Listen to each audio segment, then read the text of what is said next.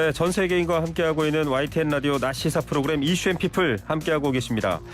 자, 윤석열 대통령 취임식을 갖고 출퇴근하는 모습을 보여줘서 많은 국민들이 신기해하기도 하고 또 걱정하기도 하고 있습니다. 서초동 자택에서 용산 집무실로 한 달간 출퇴근하고요. 또 한남동의 공간이 정리가 되면 관저에서 또 출퇴근을 해야 되는 상황이 됩니다. 과연 이 출퇴근 경호에는 문제가 없을까요? 또 시민 불편은 없을까요?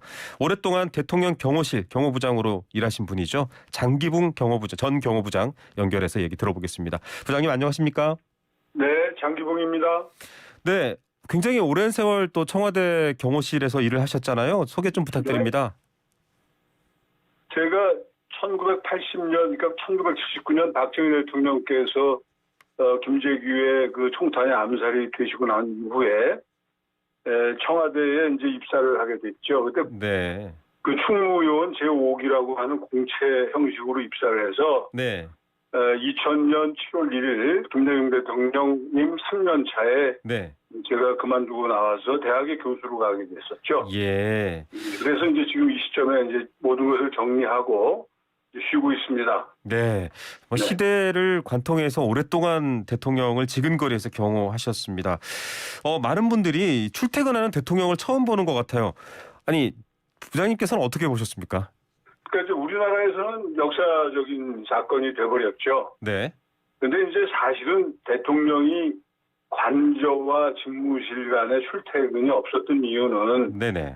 이제 여러 가지 이유가 있어요. 크게 세 가지로 우리가 나눠서 생각할 수가 있는데, 네. 이건 이제 국가 안보적 측면이 하나 있고, 네. 또 하나는 대통령 이제 그 개인 신변보호뿐만이 아니라 보안, 네.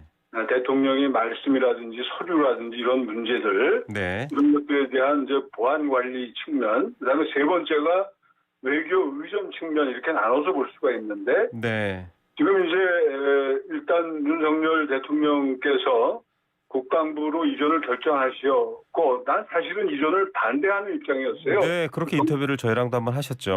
정치적인 논리를 떠나서 굉장히 그 현실적으로 어려움이 크실 것이다. 네. 그래서 이제 정치적으로 대통령 초임에 지나치게 이런 청와대 이전 문제로 발목이 잡힐 가능성도 있고, 그다음에 네. 실질적으로 경호상이나 국가 안보에도 영향을 미칠 수가 있기 때문에 반대를 하는 입장이었는데, 네네.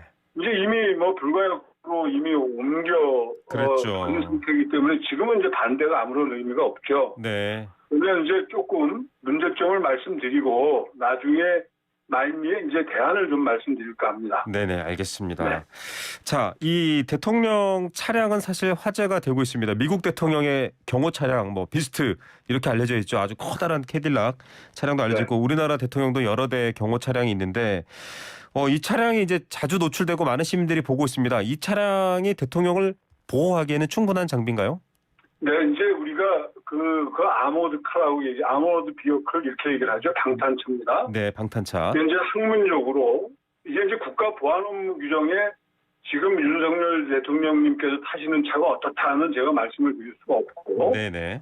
그러나 이제 국제화된 관점에서, 그다음에 이제 이론적 관점에서 우리가 방탄차를 크게 세 등분해서 나눠요. 네. 하나는 이제 경방탄이라고 그래서 권총 정도나 어떤 그 칼 공격 이런 것으로부터 이제 군중의 일반 몽둥이라든가 망치로 부신다든가 이런 것을 방어하기 위한 경방탄 수준의 차가 있고, 네. 그다음에 이제 가운데 중자 네. 미들 그러니까 그 중방탄이라고 그래서 그보다는 조금 진화된 발전된 차가 있고, 네. 그다음에 이제 마지막 단계 중방탄이라는 게 있어요. 무거울 중자, 네. 헤비 아머드 카 해가지고 중방탄이 있는데, 미국 대통령 같은 경우는 이제 중방탄 중에서도 초중방탄 차를 타시게 되고, 네. 우리나라 대통령도 그 정도 수준의 차를 타신다 이렇게 생각하시면 됩니다. 예, 웬만한 네. 네, 그다음에 이제 하나 보완해서 얘기하면 그 팔로업이라고 그래서 이제 그 대통령 리무진을 옆에서 혹은 뒤에서 수행하는 차가 있죠, 수행차. 네네네. 이제 우리가 영어로 얘기하면 팔로업이라고 얘기를 해요. 네. 그 팔로업에 이제 경호관들이 타게 되는데, 네. 그 차는 이제 보통 트럭을 대여서 씁니다. 있습니다. 지금 네. 어저께 출퇴근하실 때도 그 트럭을 개조한 네. 경호차를 볼 수가 있습니다. 그러니까 어차피 노출이 된 것이기 때문에 네. 자연스럽게 대통령 경호처에서 그런 부분들은 그 지나친 보안보다는 국민들한테 어느 정도 홍보를 하는 것이 더 유리할 수 있어요. 네. 그래서 이제 알겠습니다. 그렇다는 정도만 말씀드릴 수 있습니다. 예, 뭐 구체적으로 어떤 차를 탄다가 아니라 충분히 대통령의 안전 또 따라서 국가의 보안 안전 이런 것들을 잘 지킬 수 있도록 되어 있다 설명을 해주셨는데 네. 대통령의 동선도 사실 굉장히 보안 사항이지 않습니까? 그렇죠. 그런데 사실 지금 출근해야 되는 집과 도착해야 되는 집무실이 사실은 동선이 뻔히 모든 시민들이 다 아는 공간이에요. 노출되어 있고 이건 문제 당연하죠. 없을까요? 네. 그게 이제 한두 번은 문제가 없을 수 있겠지만 네. 이제 규칙적으로 장시간 노출이 되게 되면 상당한 문제가 있습니다. 네. 소위 이제 기획 테러리즘 네. 이것이 가능하고 꼭 테러가 아니라도 여러 가지 대통령에 대한 불만을 갖고 있는 불순 개인이나 세력이 네네. 이제 어떤 계획을 짤 수가 있게 되죠. 네. 그래서 이제 그런 부분에서 우리가 이제 취약 요소를 크게 세 가지로 구분을 하는데 네. 물적, 지리적, 인적 취약 요소를 나눠서 구분을 하는데 네네. 지리적 취약 요소가 이제 굉장히 심대하게 커지는 것이에요.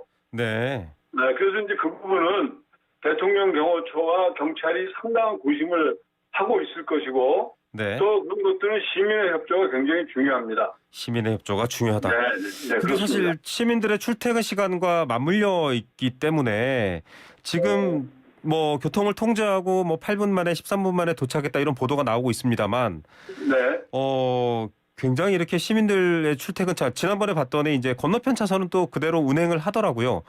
네. 뭔가 노린 차들이 갑자기 핸들을 꺾을 수도 있고 이런 부분들 그러니까 통제 상황을 이 정도로 하는 건 괜찮을까요? 그러니까 이제 그 일반 주행 차량들, 일반인들 차량하고 병행 주행하는 방법 외에는 없어요. 그렇다고 네. 옛날식으로 전면 통제를 할 수는 없기 때문에. 네네. 그래서 이제 그 부분은 경호처에서 아까 말씀드린 경호차, 팔로업이라든가 네네. 기차 여러 가지 기동 수단을 이용해서 우리가 기동간 경호를 잘 해드릴 것으로 예상이 되고요. 네. 그다음에 이제 교통의 불편함 요소는 대통령 모터케이트가 10분 안에 그 국방부까지 주행하기 위해서는 상대적으로 그 남북으로 가는 차를 논스톱으로 가기 위해서는 결국은 공도로 횡단하는 차량들을 좀 이렇게 통제하는 수밖에 없거든요. 예. 그래서 이제 그 부분에 갇혀 있는 분들은 이제 좀 불편하겠지만 네. 한 달로 공시가 돼 있기 때문에 한 달 정도를 잘 좀 이해하시는 게 좋겠다는 생각이 들고 네. 그다음에 이제 우리가 이제 기동간 도로 있지 않습니까? 주행도로. 네네. 주행도로는 이제 아까 우리 앵커께서는 뭐 단일 도로라고 말씀하셨지만 여러 조합을 하면 네. 수십 개의 조합이 나올 수가 있어요. 네. 그러니까 이제 그런 것도 매일 바뀔 가능성이 많고 네. 그렇기 때문에 어느 정도 그런 부분은 경호적으로 대응을 잘 할 겁니다. 네. 알겠습니다. 그다음에 또 하나 말씀드리는 것은 네. 어제 제가 윤석열 대통령님 출근하실 때 이제 그 아파트 현관에서 네. 가족분들과 동네 주민들의 환송을 받으면서 출근하는 것을 저도 뉴스로 봤거든요. 네네. 근데 이제 그런 부분이 이제 일단 정무적으로는 굉장히 보기가 좋잖아요. 네. 뭐 그러나 소통하는 그런 모습. 것이 되풀이되면 네. 이제 위협을 가하려고 하는 세력이나 개인의 입장에서는 굉장히 중요한 찬스가 되거든요. 예. 그래서 이제 이런 부분을 이제 경호처에서 잘 감당을 해야 될 것이라 생각을 합니다. 예. 자, 대통령 출근 대응 이렇게 뭐 김건희 여사가 나와서 하는 그런 부분들도 위험할 수 있다라고 얘기해 주셨고 지난번 인터뷰에서 한번 대통령이 출근하다가 도로에 갇히거나 이렇게 뭔가 정체돼서 움직이지 못하는 상황이 생기면 위기 사태다라고 하셨는데 실제로 그렇지 않습니까? 예정된 이동을 못하게 되는 상황은 굉장히 큰 변수겠죠. 그러면 그래서 이제 제가 주로 제가 수행 경호를 올해 20년 가까이 했기 때문에 네.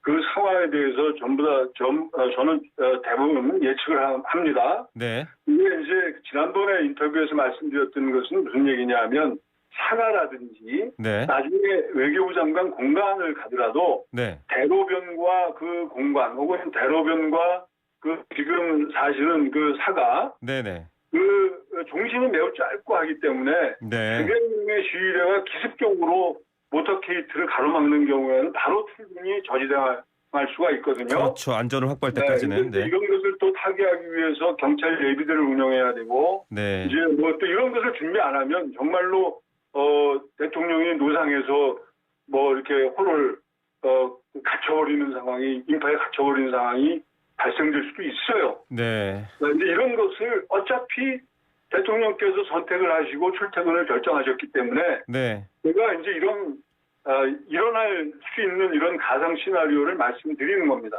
그래서 예. 여기에 대한 대응을 해야 되고 이것이 그렇죠. 만약에 파괴력에 따라서 수천 명, 수만 명이 모이게 되면 더욱 심각한 문제가 될 수도 있고 바로 국가 위기 사태로 에스컬레이팅 될 수도 있다 하는 네. 것을 항상 염두에 두셔야 합니다.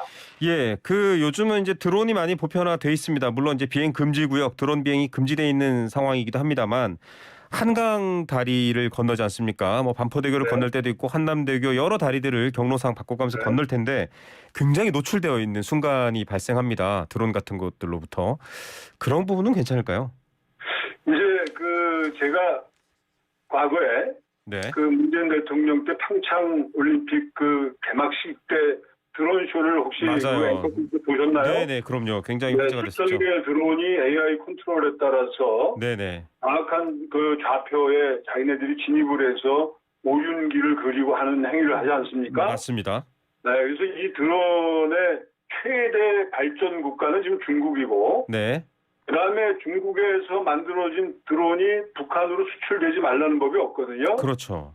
그다음에 이 드론이 어떤 식으로 발전돼 있냐 하면 잠자리 크기보다도 작은 드론이 있어요. 네, 그다음에 이제 광학적으로 1km, 2km 상공에서도 초고도 촬영이 가능합니다. 영상 네. 촬영이. 네, 그러니까 숨은 자들이 자기 위치를 전혀 노출하지 않고 드론을 띄워서 관측할 수가 있고 영상 촬영이 가능할 뿐만이 아니라 네, 경우에 따라서는 인마살상을 할 수 있는 어떤 위력을 가진 드론을 가메가제식으로 폭탄을 투하할 수도 있어요. 네네. 그러니까 이제 그 자체가 드론 자체가 폭탄의 기능을 갖고 있을 수 있도록 그러니까 우크라이나군이 러시아를 그렇게 대응하기도 했습니다, 실제로. 네네. 네. 충분히 가능한 얘기고요. 네. 우리가 이제 테러리즘에 대한 여러 가지 세미나 현장에서도 그게 토론되는 내용들입니다. 네. 근데 이제 실제로 사가에서 출퇴근하게 되면 출퇴근하는 그런 광경들이 그대로 노출이 될 수밖에 없는 상황인데 이제 무슨 지하 차고에서 출발한다든가 네. 눈에 보이지 않게 그런 것을 관측을 차단하는 이런 적극적인 경호행위가 지금 중요한 시점이고 네. 그것은 이제 경호행위로서 대안을 제가 말씀을 드린 것이고 네. 근본적인 문제는 윤석열 대통령님께서 당장 오늘이라도 문제가 생길 수 있다는 것을 가상을 하시고 네. 그 쉘터의 개념을 그러니까 국방부 내에 네. 갑자기 출근 퇴근이 불가능한 상황에 대비할 수 있는 조그만 거주가 가능한 네네. 그런 집을 하나 마련하시는 게 굉장히 중요하다. 네. 그것은 알겠습니다. 외교부 장관 공간에 유숙을 하시더라도 마찬가지 일입니다. 예. 그래서 그렇군요. 장기적인 관점에서는 국방부 내에 관절을 빨리 지시는 것이 좋다. 아니 부장님께서도 사실은 청와대에 오래 계셨잖아요. 그렇죠. 예, 지금 사실은 모든 경호를 경험하셨던 분들이 처음 겪는 상황이지 않습니까? 용산 상황도 그렇고 서초동 상황도 네, 그렇고. 그렇습니다. 네. 참 어려움이 많고 걱정이 많으신데 일단은 앞서 말씀드렸다시피 초소형 드론 또 뭐 자폭 드론 이런 것들도 있다고 하셨는데 그런 걸 막기 위해서 보통은 이제 전파 교란 같은 것들을 대통령 이동 경로에서 하지 않습니까? 그렇게 알려져 있는데 이 자체가 시민들이 뭐 전화를 쓸 수 없거나 응급 전화를 할 수 없거나 이러지 않느냐라는 걱정이 있습니다. 이건 어떻게 보십니까? 이제 그게 제밍인데 사실 이 제밍 장비를 우리 대통령 경호실에 제일 먼저 소개한 사람이 바로 접니다. 그러시군요. 네. 예, 그게 1993년도에 김영삼 대통령 시절에. 네, 김영삼 대통령 시절에 클린턴 대통령이 이제 우리나라를 공식 방문하실 때 네. 미국 경호 당국인 시크릿 서비스가 처음 그 장비를 운용을 했어요. 네. 돌아오지 않는 다리를 가는 판문점 행사 때 네. 이제 전장에서 운영을 하고 기동간에 운영을 하면서 저희는 그 장비를 여태까지 본 적이 없었기 때문에 당시에 네. 그래서 상당히 당황을 하고 저희 무전기도 차단이 된 상황이 있었었어요. 아, 네. 그래서 이제 그때 사례를 이제 제가 보고 이 장비가 있으면 네. 리모트 컨트롤에 의한 폭탄 테러나 여러 가지 소위 가상의 적이 교신하는 것을 막을 수는 있겠구나 네네. 하는 이제 관점에서 그 미국 당국과 교섭을 해서 그 장비를 나중에 저희도 구매를 하게 됐거든요. 네네. 그래서 이제 지금 사용하고 있는 것을 알고 있는데 네. 이런 아까 말씀드렸던 드론 테러 같은 것을 막을 수 있는 유일한 방법은 바로 그 제닝 장비입니다. 그래서 이 장비를 잘 활용을 해야 되는데 순간순간 활용하면 되겠죠. 예. 그러니까 반경을 최소화하고 네. 그러니까 그 통달거리를 유지하는 반경을 최소화하고 뭐 이렇게 순간순간 운영을 하면 주변 시민 시민들이. 불편이나 언론 불편을 최소화하면서 아주 잘 운영할 수 있을 것이다 이런 생각이 듭니다. 예, 알겠습니다. 자, 끝으로 부장님. 지금 네. 그 윤석열 대통령 서초동 자택 옥상에 헬기장이 있다고 해요. 네. 그 미국 대통령 보면 뭐 마린원이라는 헬기를 타고 이동하는 게 자주 나오는데 네. 아예 헬기를 타고 출퇴근하면 더 낫지 않냐 이런. 그것은 이제 설사 거기 헬리패드가 있다 하더라도 네네.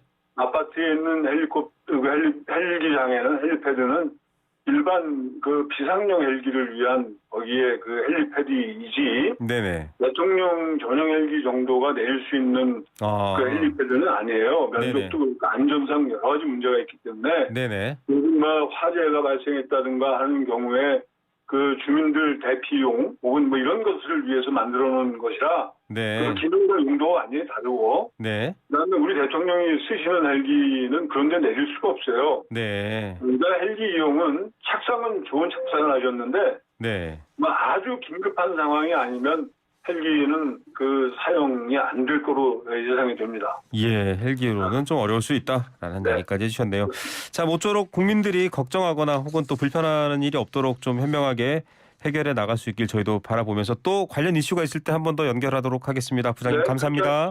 네, 고맙습니다. 네, 수고하세요. 네, 자 오랫동안 청와대 경호실 경호부장을 역임했던 장기붕 전 경호부장이었습니다.